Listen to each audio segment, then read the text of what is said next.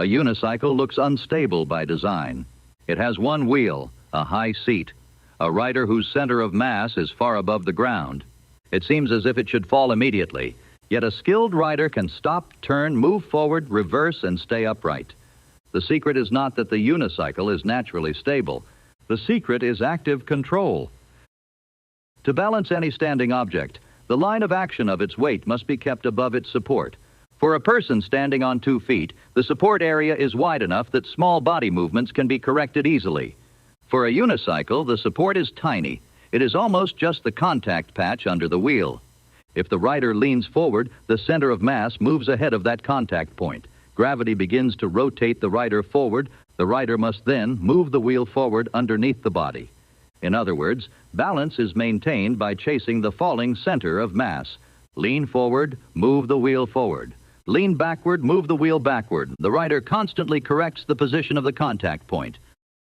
This is why the pedals are directly connected to the wheel on a traditional unicycle. The rider's feet control the wheel's motion immediately. Small pedal movements create small shifts in the base of support. A beginner often falls because the corrections are late or too large.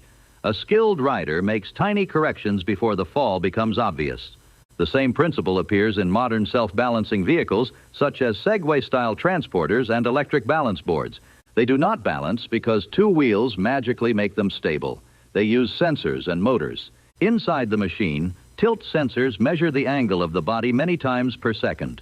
A control system detects whether the rider is leaning forward or backward. Then motors drive the wheels in the direction of the lean. If the rider leans forward, the wheels accelerate forward. If the rider leans back, the wheels slow or reverse.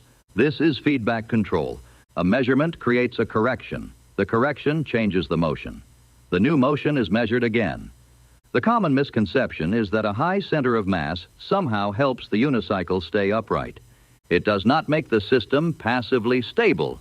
A higher center of mass can sometimes give the rider slightly more time to sense and correct a slow fall, because the rotation may develop less abruptly than in a very short object. But without control, it still falls. The real stability comes from movement. The unicycle remains upright because the rider keeps moving the wheel under the body.